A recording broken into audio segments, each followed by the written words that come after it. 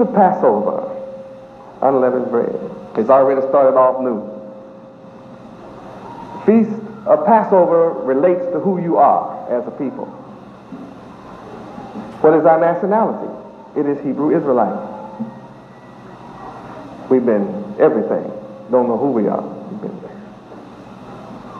going through a serious metamorphosis. We've been colored, Negro,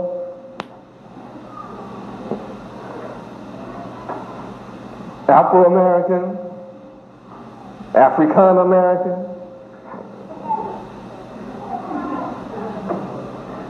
Some of you tried to be Balalians and Bilalians.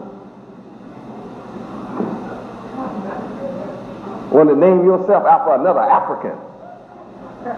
Not even a land, just sick, just silly. Don't speak Balalian. There's no such thing as Balalian land. You don't have a Balalian name. I mean, just suffering from a serious identity crisis. And then here lately you've been calling yourself black. And people from all over the earth who have the color you have don't relate to what you're talking about. What do you mean, black? My culture doesn't identify me like that. I don't identify to my self-worth on the basis of my being black. I am what I am on the basis of my culture, my history. But see, my people in America don't know that. That's why I've come to you. And that's why black people from all over the earth, all the islands and all the other countries, don't want to have anything to do with so-called Negroes, so-called black men of America, is because they know you don't know anything about who you are. That's what it's about. And a man that doesn't know who he is just in bad shape. So I'm here to tell you who you are. Cut the whole story short. You are Hebrew Israelites. That's our nationality. That's who you are. That's your nationality, Hebrew Israelites. You are the original Israelites. Nobody on earth is claiming to be an Israelite but people that look like us, really. Jews don't call themselves Israelites. They call themselves Israelis. And later in life you'll understand why they call themselves Israelis. They're not my subject tonight either. You can learn that from some of the books I write, who you really are. I'm here to tell you, you're not a nigger. Now, all of you that still think you're a nigger, then you just get this little yellow book and you'll come into the knowledge that you're not one. Hebrew is your history. Hebrew is your culture. Hebrew is your language. Yahweh is your God. All of North Africa is given to you through your patriarchal father Abraham. A tiny piece of it is called Israel today. All of that's your land through Abraham. It belongs to you. That's your birthright. Hebrew is your language. And you're destined to rule the world forever. That's what you're called to do. My name is Yahweh Ben Yahweh. My father's name is Yahweh. That's who I come from. Perhaps you carry the name of your father, and that's fine with me. My father's name is Yahweh, so I come in his name.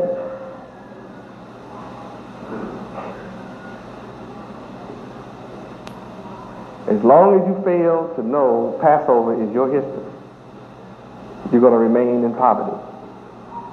Other people are going to rule over you.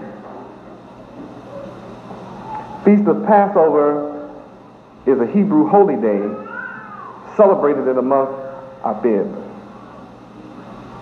on the 14th day of the month. Passover is the first day of an 8-day celebration observed by the nation of Yahweh. And we observe it according to the solar time, solar calendar, the time which was instituted 6,000 years ago and beyond 6,000 years ago. We live in solar time. The calendar that you go by is made by man who is in opposition to you and your rulership. The calendar you go by today is sometimes referred to as the Roman calendar. And when you study who the Romans were, then you'll know who's over you today. And they changed time. Where? Turn to Daniel chapter 7, verse 25.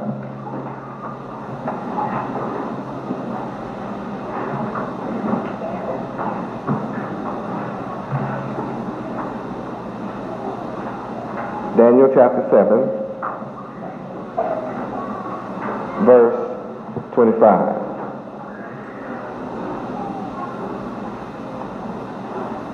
We will find out that the enemy of Yahweh, your enemy, has nerve to speak against the Most High. Most High means whoever speaks is beneath him.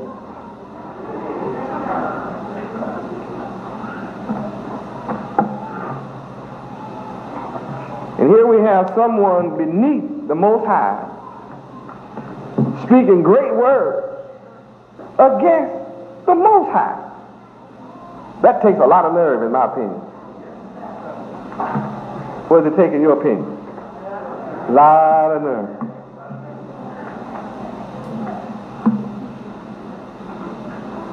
And the purpose of speaking against the Most High is to wear out the saints who belong to the Most High. So here we see the saints of the Most High is the object of this wicked man. To speak against the Most High is to speak against those who are of the Most High. And to do what? Wear them out. Now, a synonym for wear out is wipe out. A synonym for wear out is to disintegrate. A synonym for wear out is for a people to exist no more. Be gone. And that's what happened to the so-called blacks of America. You're not a people anymore. You are something expendable, used during slavery to pick cotton and build America and make it great. Now you're a burden. Something to be wiped out. And they're busy doing it. And you are helping them to do it with birth control, abortion. Oh, glory, Yahweh. You need to pass over all of this.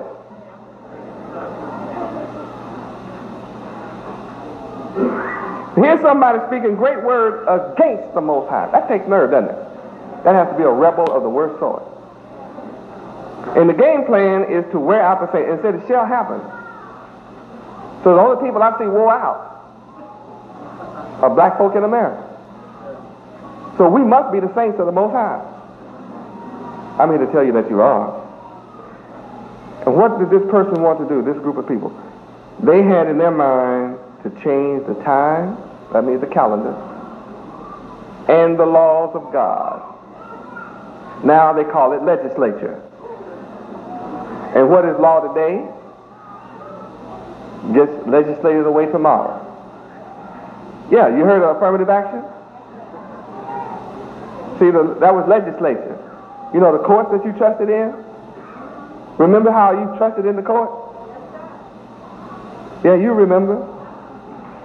Courts reversed themselves on you, didn't they? Everything you're trying to do, they call reverse discrimination. Affirmative action. Gone. Martin Luther King is shocking too, isn't it? Wow. It's been the game plan all the time. Wear you out. The laws have been changed. People no longer follow the laws of God. They follow who? The laws of man. Whether the man who's in charge of laws today is against the Most High. So when you follow the laws of man, you're against the Most High, even if you don't intend to be. It says what? The saints of the Most High will be given into the hand of the wicked who are speaking against the Most High. Now, how do you get into his hand? Through his education. How do you get into his hand? Through his politics. How do you get into his hand? Through his religion. These are all traps set. When you socialize with them, you really took a turn for the worse. Segregated schools had its problems, but we weren't the wicked people we are since integration.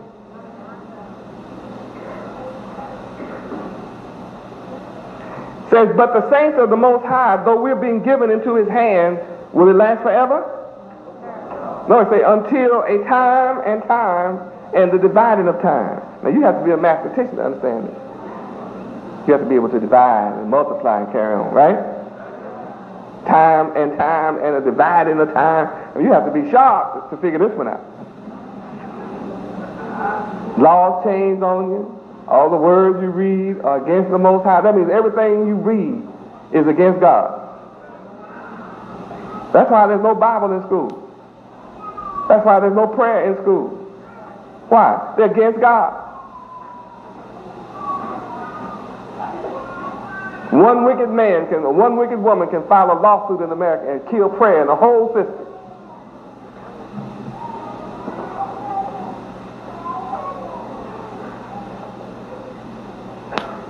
Now, in verse 27, it says, no, verse 26 lets you know judgment is going to sit. And the saints of the Most High are going to take away the wicked ruler's dominion. To consume this dominion and to destroy this dominion or rulership until the end of it. Now it takes superior power of mind to get this done. And in verse 27, the kingdom and dominion and the greatness of the kingdom under the whole heaven shall be given to the people of the saints of the Most High who were previously under the hand of the wicked. And all the nations of the earth shall serve and obey the Son of Yahweh.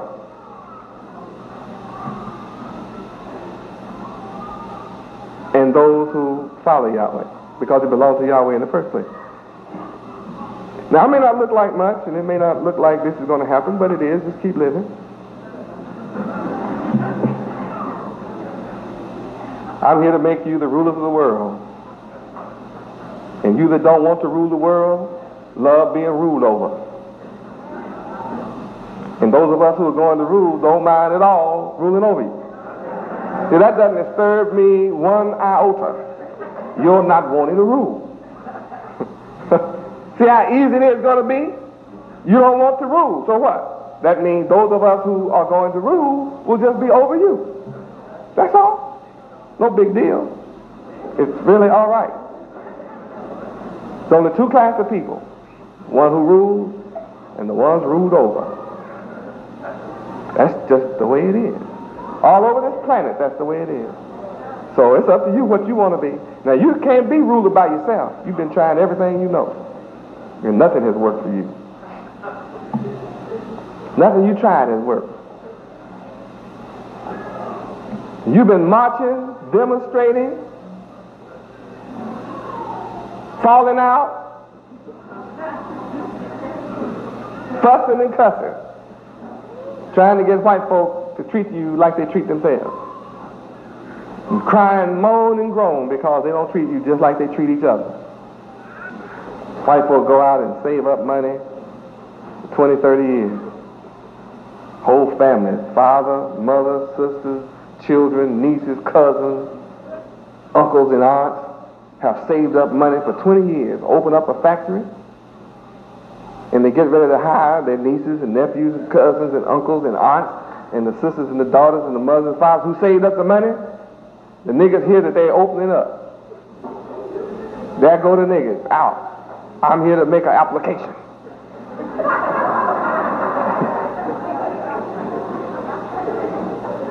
Haven't saved a nickel. Haven't sacrificed nothing in 20 years. Didn't put a dime in the plate. And say, I have just as much right to work here as anybody else. If you don't hire me, I'm going to file a discrimination suit and mark and picket this joint. These people are hiring their own children. They sacrifice the money. What right have you to go out there and demand they hire you? I'm heavy on you, aren't I? But you need it because you're a bunch of dependents. You wait on white people to get it all together and sacrifice and suffer and plan and stay up night and day and pay architects and engineers and surveyors and fight the bankers and put the money. I mean, they go through all kind of hell to get this thing together. You don't go through nothing. And walk out with an application. Well, I graduated from Harvard. And here's my resume. Check it out. Can't remember a thing you learned in school.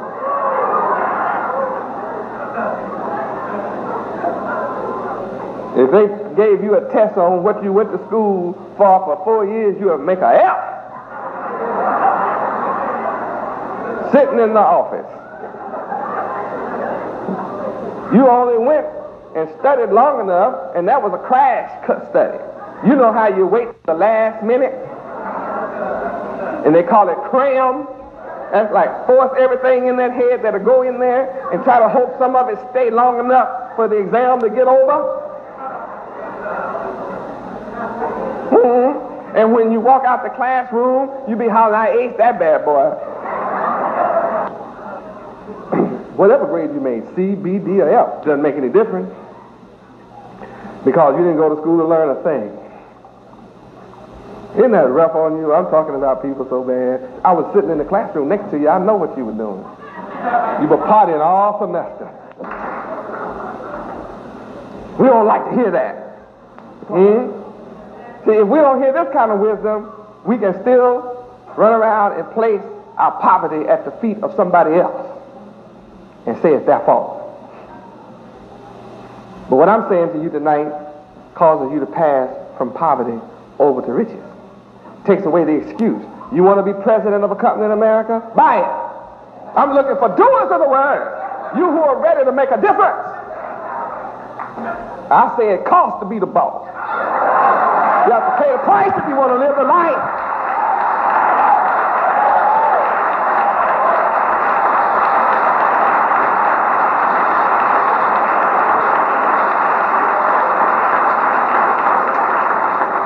Praise Yahweh. Some of us want to live the life without paying the price. When the suffering and hardships from my being in slavery reached a climax in Egypt, the compassion of Yahweh was upon us. And Yahweh heard our affliction. I'm saying that the suffering and the hardships of my people in America have caused Yahweh to hear your moan and your groan. And out of Yahweh's compassion, I come. Because I've heard my people's affliction. And Yahweh is doing today what he did in the past. When we were in Egypt, Yahweh set in motion a divine preordained plan to redeem us. Why? Because we were his chosen people. And he set in a divine plan to redeem us from our captors. We were unable to redeem ourselves from our captors. And we, the so-called blacks of America, have been in the hands of our captors for over 434 years. 435 years now. And we've been unable to redeem ourselves from our captivity. So you're in need of a Passover today, just as you were in need of a Passover in Egypt. Our redemption was initiated with an event called Passover and concluded with the Feast of Unleavened Bread.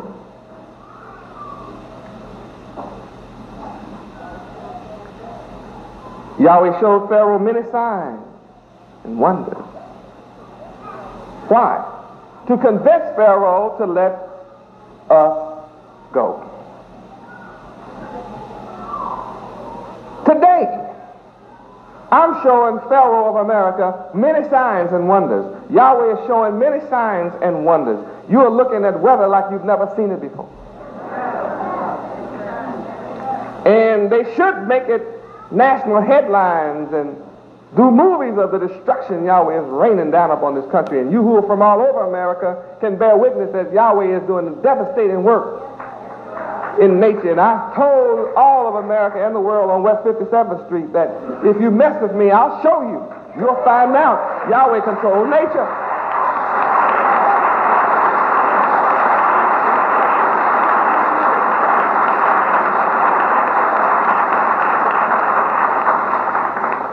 And Yahweh is doing a devastating destruction on this country. Many signs and wonders. But as in the past, Pharaoh would not submit to Yahweh's command as brought to him by Moses. So this modern day Pharaoh is not submitting. It says, and the heart of Pharaoh was hardened in the past. Neither would Pharaoh let us, the children of Israel, go as Yahweh had spoken by Moses. Let's go to Exodus chapter 9. Exodus chapter 9.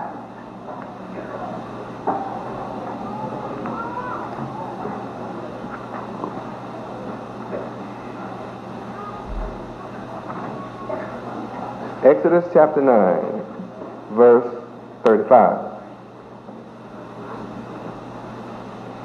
Read. And the heart of Pharaoh was hardened, neither would he let the children of Israel go, as the Lord Yahweh had spoken by Moses. So, the hardening of Pharaoh's heart and mindset against letting us go was not his own idea.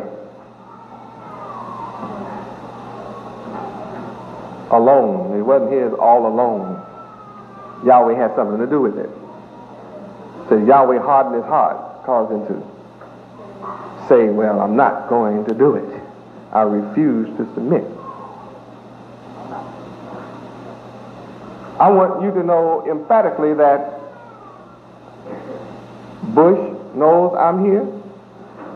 Reagan knows I'm here. Your senators and congressmen of America know I'm here.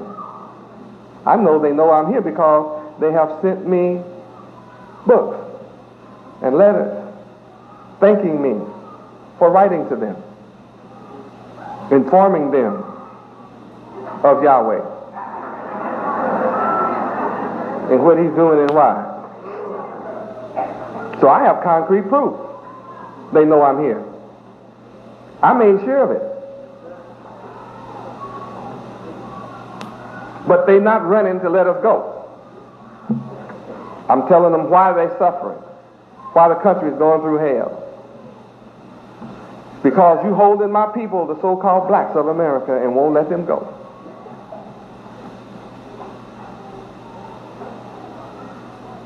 And the reason that Yahweh would harden Pharaoh's heart was because he wanted to show forth more power.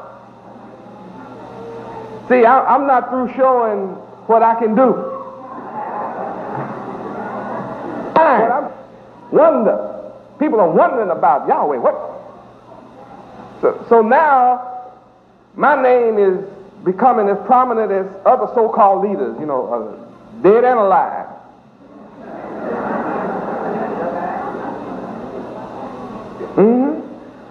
While I live. And I'm the only one carrying the name of God in his forehead, inside and out. Only one.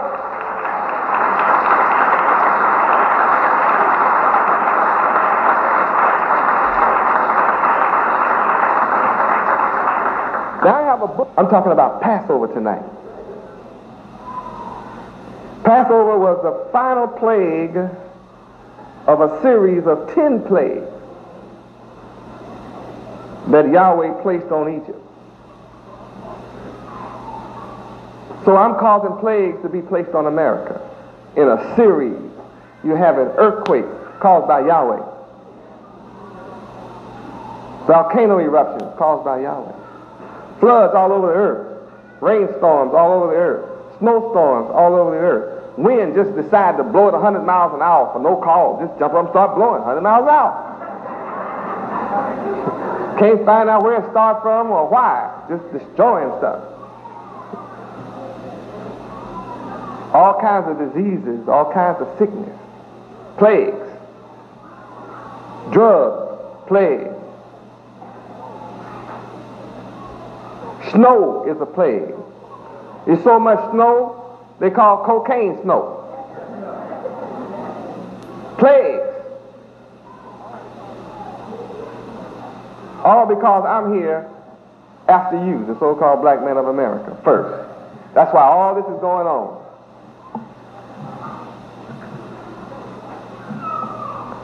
And when you study their history, you find that Pharaoh made many promises that he would liberate the Hebrew people if Yahweh would just ease up. And each time Yahweh eased up the plague, he went on back to doing what he was doing, treating us like he always treated. See, Pharaoh's known to do that. And that's the way this man is in America. The American government is known to give you a little bit and take it back. Make you a lot of promises, and then he fail you on every hand. Huh? Now your set-asides are gone. Voters' right bill is dead. Affirmative action is gone. Reverse discrimination is in. Skinheads are in. Neo-Nazis are in. Huh? White supremacist cults have raised up all across the country is in. They beat you up on the college campus. Burn you out their neighborhood. How many heard about these things? Everybody heard? So you're not free, are you?